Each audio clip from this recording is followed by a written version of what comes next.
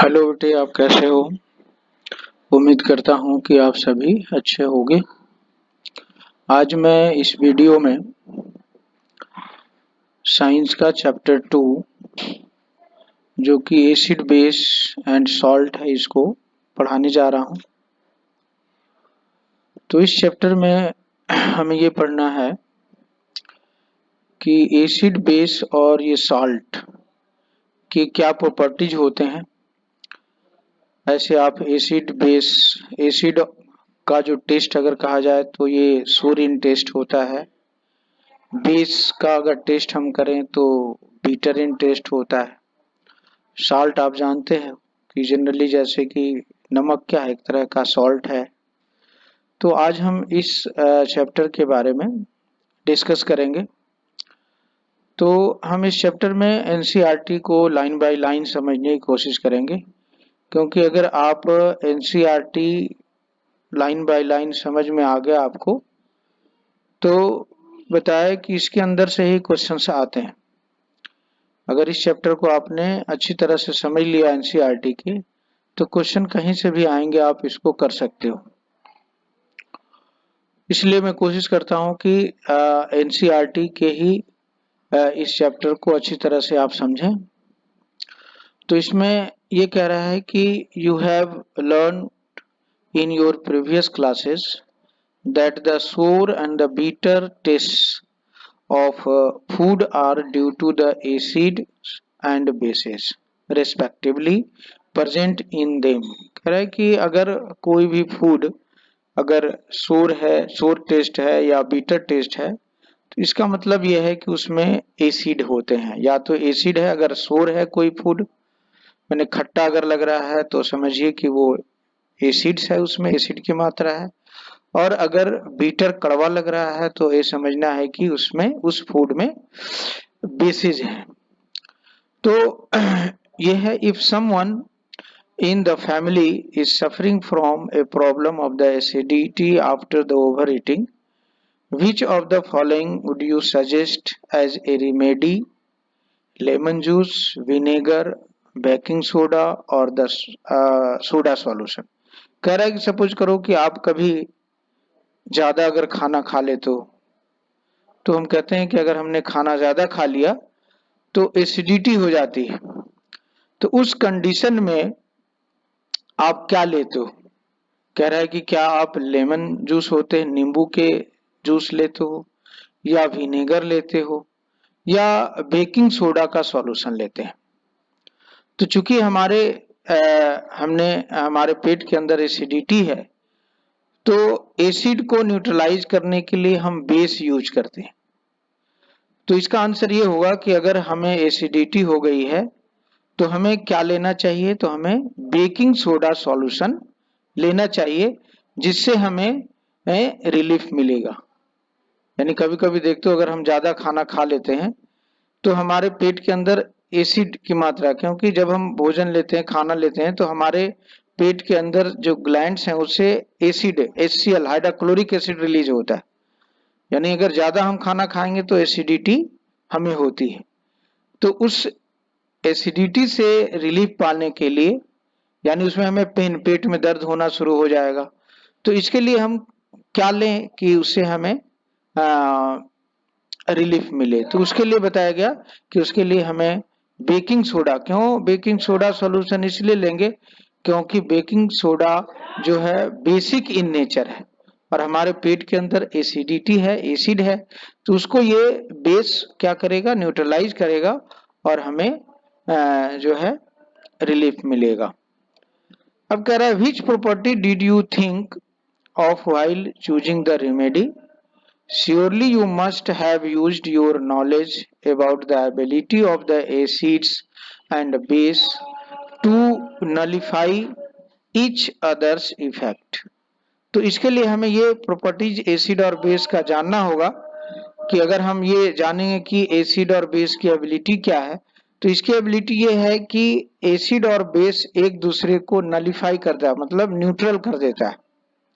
तो ये प्रॉपर्टीज हमें मालूम होना चाहिए, तभी हम, अगर हमारे पेट के अंदर एसिडिटी है तो हम उसके लिए हम बेस यूज करेंगे तो बेस क्या करेगा, एसिड को न्यूट्रलाइज कर देगा। अब कह रहा recall how we tested sour and bitter substances without testing them. हम कैसे पता लगाएंगे, बिना टेस्ट किए भी हम कैसे पता करेंगे कि जो कोई भी सब्सटेंस है उसमें एसिड की मात्रा है या बेस मात्रा है। तो उसके लिए बताया गया कि कह रहा है कि you already know that the acid are the sour in taste and change the color of the blue litmus to the red, whereas the bases are bitter and change the color of the red litmus to blue। तो ये हम जानते हैं कि acid actually सोर in test होता है और बेस जो है वो बिटर इन टेस्ट होता है। और ये हम ये भी जानते हैं कि अगर कहीं एसिड है तो अगर उसके साथ जो है एसिड है, अगर ब्लू लिटमस पेपर पर हम एसिड डालते हैं तो जो ब्लू लिटमस पेपर है वो रेड हो जाता है, और अगर बेस है तो अगर उस पर रेड लिटमस पेपर पे अगर हम बेस डालते हैं तो वो ब्लू हो जाता है। तो ये है कुछ कंडीशन। तो इस तरह से हम कह सकते हैं कि जो लिटमस पेपर है, ब्लू और रेड लिटमस पेपर है, ये एक तरह का इंडिकेटर है जो हमें ये बताता है कि कोई भी सब्सटेंस एसिडिक इन नेचर है या बेसिक इन नेचर है। तो यहाँ पे कह रहा है कि litmus is a natural indicator, turmeric is the another such indicator, and have you on notice that stain of the curry on a white cloth becomes the reddish brown when the soap, which is the basic in nature and is scrubbed on it. It turns yellow again when the cloth is washed with the plenty of the water. You can also use synthetic indicators such as the methyl orange and the phenolphthalein to test for the acids and the bases.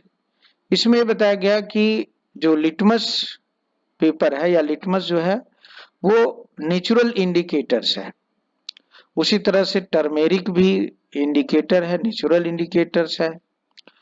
जो कि turmeric के बारे में बताया गया कि अगर suppose करो कि आप के पास आप किसी वाइट क्लॉथ है, उस पर अगर हम जो है सब्जी के सालन अगर गिर जाते हैं तो वो येलो कलर हो जाता है, और जैसे ही हम उसको साबुन से सॉफ्ट सॉल्यूशन उसके ऊपर डालते हैं तो हम ये देखेंगे कि जो येलो कलर का जो सब्जी के दाग हैं वो रेडिश ब्राउन हो जाते हैं।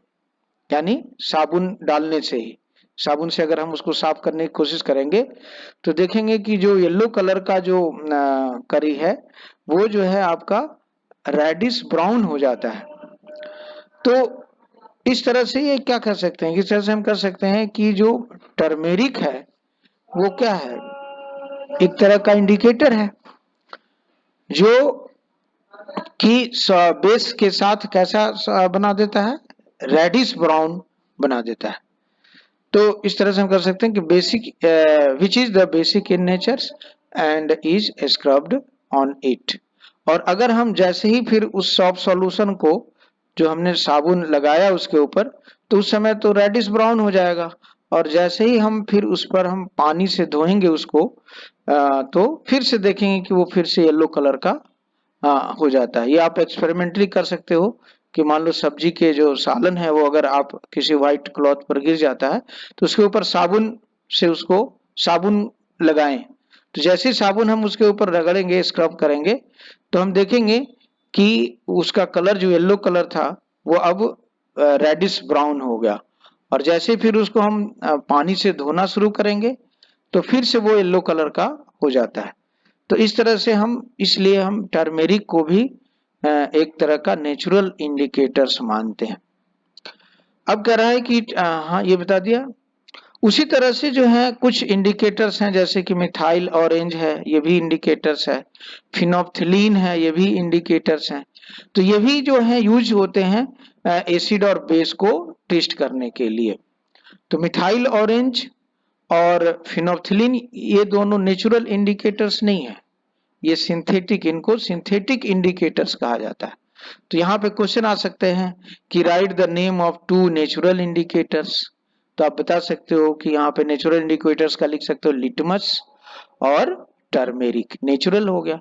अगर क्वेश्चन आता है कि write the name of two synthetic indicators, तो यहाँ पे आप नाम लिखोगे मिथाइल ऑरेंज और दूसरा फिनोप्थिलीन। तो methyl orange and the phenolphthaleins are the synthetic indicators. अब कह रहा है कि यहाँ पे in this chapters we will study the reaction of acids and bases and how acid and bases cancel out each other's effect and the many more interesting things that we use and see in our day to day life. तो अब ये बताया गया कि हम इस chapter में जो स्टडी करेंगे किसके बारे में, तो इसमें एसिड और बेस के प्रॉपर्टीज को समझेंगे और ये किस तरह से एक दूसरे को न्यूट्रलाइज करता है या इनके साथ जो है एसिड के साथ और बेस के साथ किस तरह के रिएक्शंस होते हैं, है ना। और भी बहुत सारे इंटरेस्टिंग थिंग्स हैं जो हम इस चैप्टर में पढ़ेंगे, जो कि हम अपने डे टू डे लाइफ में इसको देखते हैं। अब यहाँ पे इसको देखना है, कह रहा है कि डू यू नो, इन सभी चीजों में बहुत इंटरेस्टिंग और जो है ये नॉलेज देता है, इसको भी हमें स्टडी करना चाहिए। इसमें कह रहा है कि litmus solution is the purple dye. अब जो लिटमस सॉल्यूशन होता है वो एक तरह का पर्पल कलर का डाई होता है, जो कि हमें कहाँ से मिलता है, लाइकन से। लाइकन एक तरह का प्लांट्स है जो कि किस में होता है, तो this plants belonging to the division of Thallophyta में आता है और and is the commonly used as an indicator. और इसको हम बताए कि लिटमस को हम एज ए इंडिकेटर के रूप में यूज करते हैं। And when the litmus solution is neither acidic nor basic its colour is purple. अगर लिटमस न ही एसिडिक नेचर से, अगर एसिडिक है और बेस है तो उस समय इसका कलर कैसा होता है, पर्पल होता है।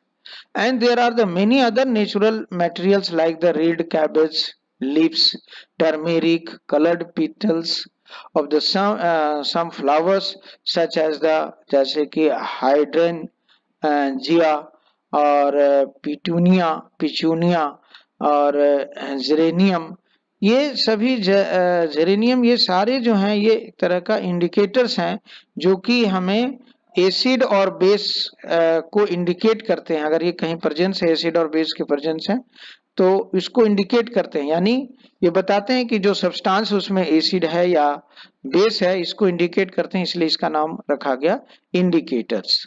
And these are called acid base indicators और sometimes simply called the indicators. तो ये सभी जो नाम है इनको भी आप याद रखना कि ये सभी भी नेचुरल इंडिकेटर्स हैं जो कि यूज होते हैं एसिड और बेस को इंडिकेट करने के लिए, और इसको हम एसिड बेस इंडिकेटर्स कहते हैं।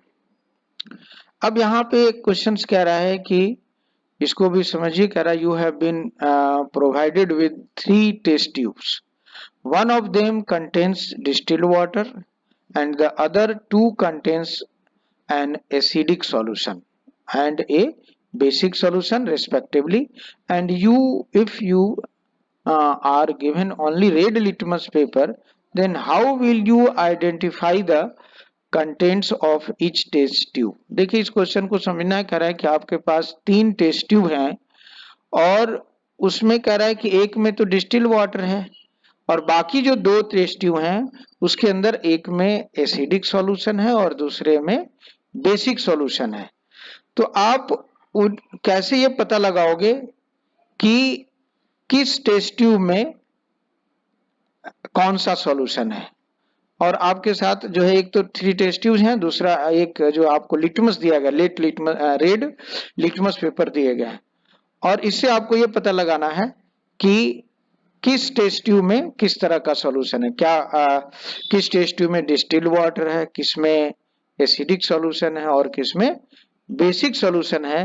तो इसका पता लगाना आप किस तरह से पता लगाने हैं, किस तरह से आप इसको बता सकते हो कि किस टेस्ट ट्यूब में कौन सा सॉल्यूशन है। तो इसके लिए इसका आंसर यही होगा कि अगर मान लो फर्स्ट ऑफ ऑल हम कोई भी अगर टेस्ट ट्यूब लेते हैं और उसमें अगर रेड लिटमस पेपर को डालते हैं, अगर वो सॉल्यूशन जो टेस्ट ट्यूब में जो सॉल्यूशन है वो रेड लिटमस पेपर को ब्लू कर देता है, तो हम क्या समझेंगे कि वो जो सॉल्यूशन है वह बेस है, क्योंकि बेस रेड लिटमस को ब्लू कर देता है। अगर वो रेड लिटमस पेपर हमने उस सॉल्यूशन में डाला और उसका कलर उसी तरह से रह गया, तो इसका मतलब क्या है, या तो उस टेस्ट ट्यूब में डिस्टिल्ड वाटर है और या एसिड है। तो फर्स्ट ऑफ ऑल हम क्या करेंगे कि अगर हमने टेस्ट ट्यूब लिया और उसमें अगर हमने रेड लिटमस पेपर डाला और जैसे ही रेड लिटमस पेपर ब्लू हो जाता है, तो इसका मतलब we can say that the test tube contains the basic solution. अब आपके पास कैसा लिटमस पेपर हो गया, पहले तो रेड था और जैसे उसमें हमने डाला तो वो ब्लू कलर हो गया। और अगर फिर आपने उस ब्लू लिटमस पेपर को दूसरे टेस्ट ट्यूब में डाला और जैसे ही वो अगर रेड कलर का हो जाता है, तो हम क्या समझेंगे कि उस टेस्ट ट्यूब में एसिडिक सॉल्यूशन है। सेकेंड वाले में क्या है, एसिडिक सॉल्यूशन है। और अगर जो है वो लिटमस पेपर के कोई कलर में कोई चेंजिंग नहीं होते हैं, ब्लू का अगर ब्लू ही है, तो हम क्या समझेंगे कि उसमें डिस्टिल्ड वाटर है। क्यों, इसलिए कि डिस्टिल्ड वाटर जो होता है उसमें न ही डिस्टिल्ड वाटर एसिडिक नेचर को शो करता है और न ही बेसिक नेचर को शो करता है। तो इस तरह से हम इस क्वेश्चन का आंसर दे सकते हैं कि first of all take a test tube and if the red litmus paper turns blue, then we can say that the test tube contains the basic, and when the blue litmus paper turns red by the other test tube, it means that the other test tube contains the acid solution, and if there is no change of the blue litmus paper in the other test tube, then we can say that the test tube contains the distilled water। तो इस तरह से आप इसका answer अपने language में लिख सकते हैं। अब हमें नेक्स्ट जो टॉपिक्स है वो है कि understanding the chemical properties of acids and bases. तो एसिड और बेस के क्या केमिकल प्रॉपर्टीज होते हैं उसके बारे में हम अब स्टडी करेंगे। तो इसके लिए एक एक्टिविटी है 2.1, इसमें कह रहा है कि सबसे पहले क्या करो, collect the following samples from the science laboratory. वो क्या क्या सैंपल होगा, तो उसमें हाइड्रोक्लोरिक एसिड लेना है, सल्फ्यूरिक एसिड है, नाइट्रिक एसिड है, acetic acid, sodium hydroxide, calcium hydroxide, potassium hydroxide, magnesium hydroxide और अमोनियम हाइड्रोक्साइड। ये जितने भी केमिकल्स हैं ये आपको लेबोरेटरी में मिलेंगे, आप इनको देख सकते हैं और इनका टेस्ट करने हैं कि भाई इसमें ये सारे जो केमिकल्स हैं इसमें कौन कौन सा एसिडिक नेचर का है और कौन से बेसिक नेचर के हैं, या दूसरे शब्दों में हम कहें कि कौन सा एसिड है और कौन सा बेस है। तो कुछ तो इसमें आप जानते हो, जैसे कि हाइड्रोक्लोरिक एसिड एसिड है, एसिड नाम ही है, सल्फ्यूरिक एसिड एसिड लगा हुआ है तो एसिड है, नाइट्रिक एसिड लगा हुआ तो एसिड है, जो हाइड्रोक्साइड है वो सारे बेसिस हैं। तो ये तो पता चला। अब इनको हम टेस्ट कैसे करते हैं, करा put a drop of each above solution on a watch glass and test with the drop of the following indicators as shown in the table. Then what change the colour did you observe with the red litmus, blue litmus, phenolphthalein, methyl oranges solution for each of the solution taken and tabulate your observation। देखिए आपके पास एक ये table दिया गया है, एक तो sample solution है, यहाँ रेड लिटमस सॉल्यूशन लिया गया, ब्लू है, फिनोप्थिलीन सॉल्यूशन, और ये चारों क्या हैं, इंडिकेटर्स हैं। इससे आप ये बता सकते हो कि कौन सा एसिड है और कौन सा बेस है। तो इसके लिए आपको ये पता होना चाहिए कि इसके प्रॉपर्टीज मालूम होने चाहिए कि कौन सा इंडिकेटर किस तरह का इंडिकेशन करता है।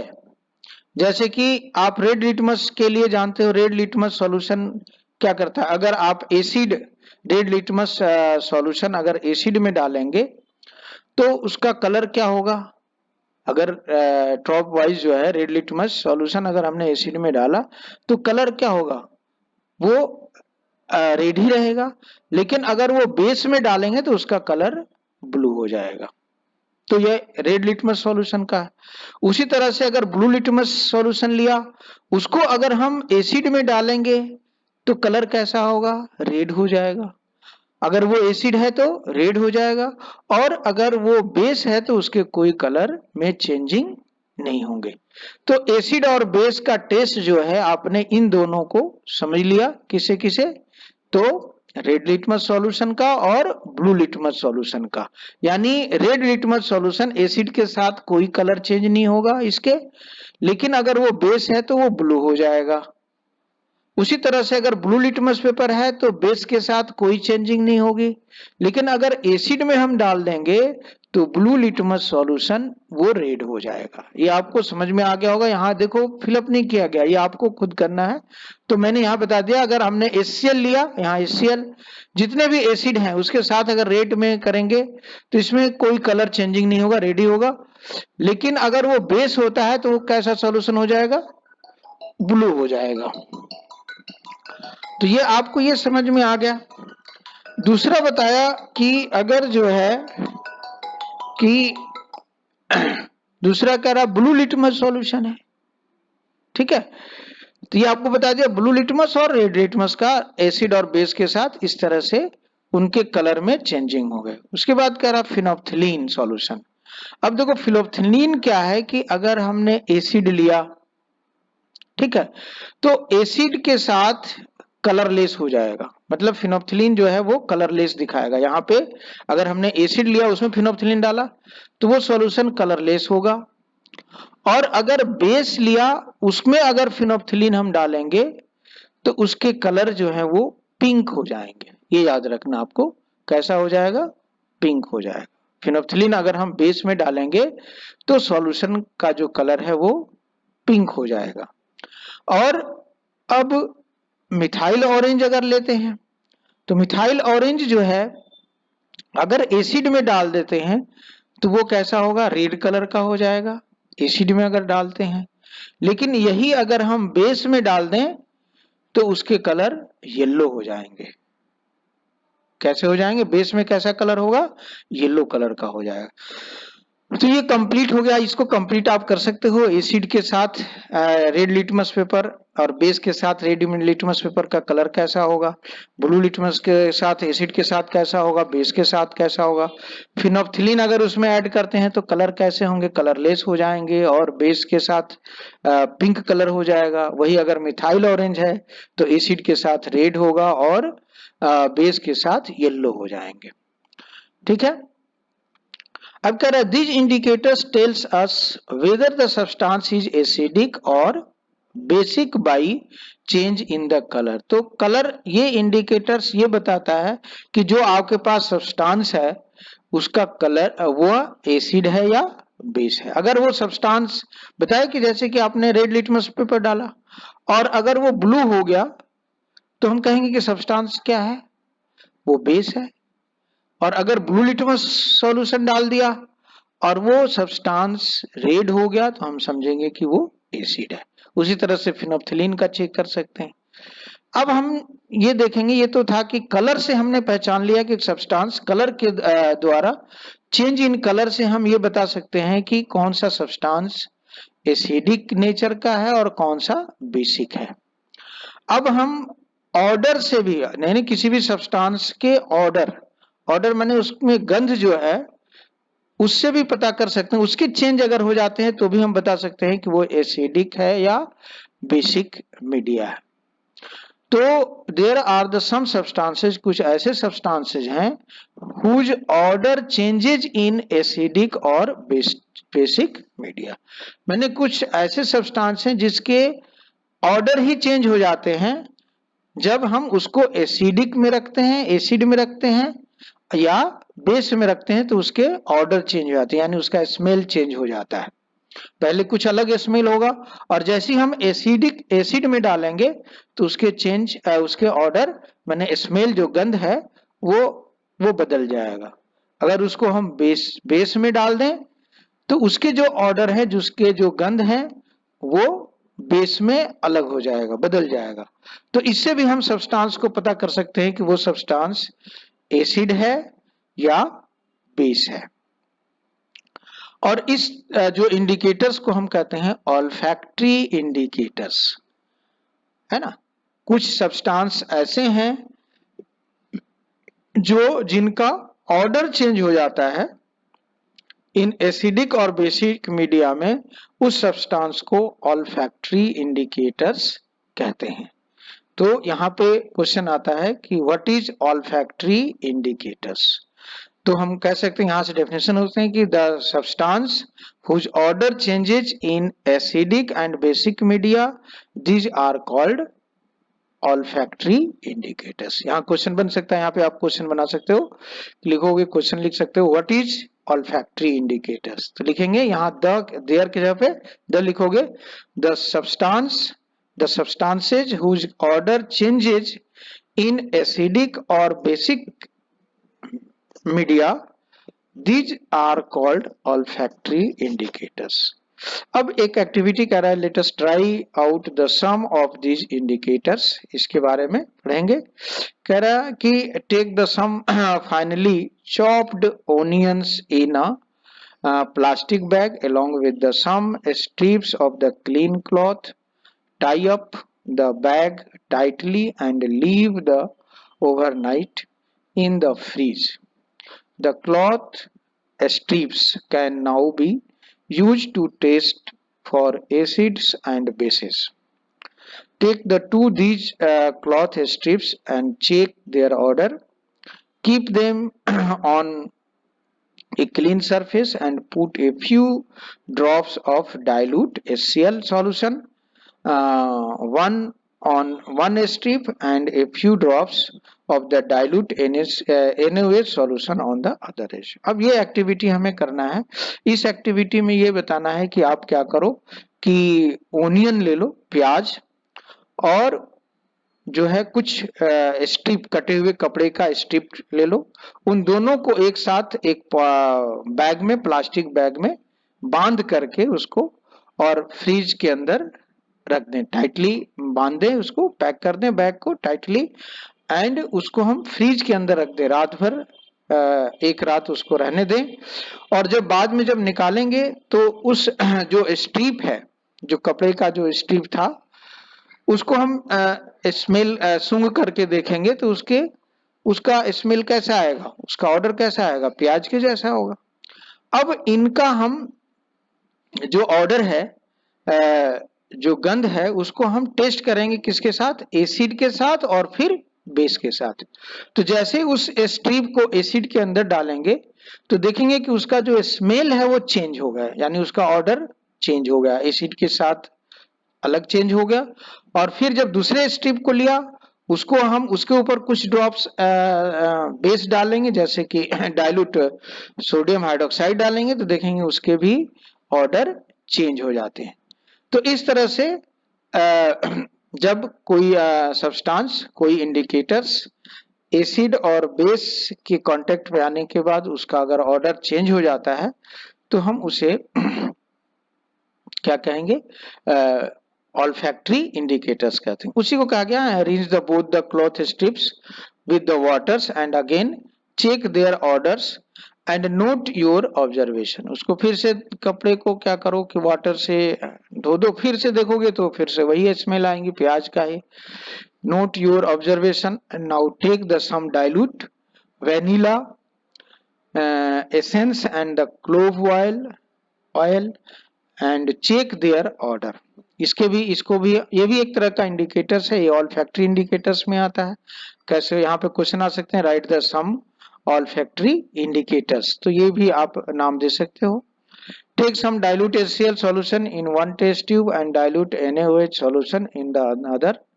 Add a few drops of the dilute vanilla essence to both the test tube and shake well and check the order once again and record change in the order। तो ये भी जब हम वेनिला को भी डालेंगे तो देखेंगे कि एसिड में डालने पर उसके ऑर्डर, जो पहले ऑर्डर था, जो गंध पहले था वो नहीं रहेगा, वो चेंज हो जाएंगे।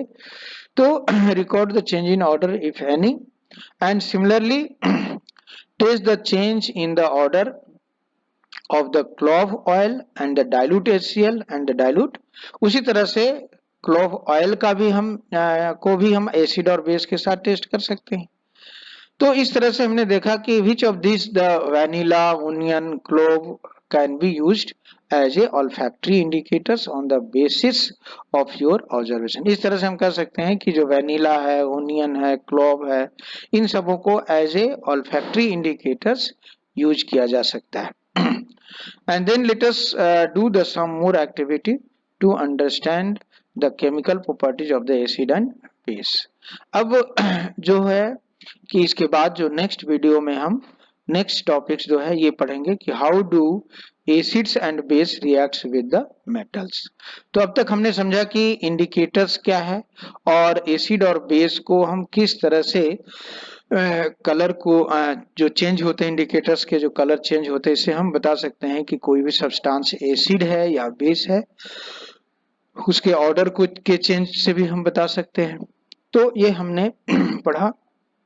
नेक्स्ट जो क्लास होगा, नेक्स्ट वीडियो में हम एसिड और बेस का रिएक्शन पढ़ेंगे मेटल के साथ, यानी मेटल किस तरह से एसिड और बेस के साथ रिएक्शन करते हैं।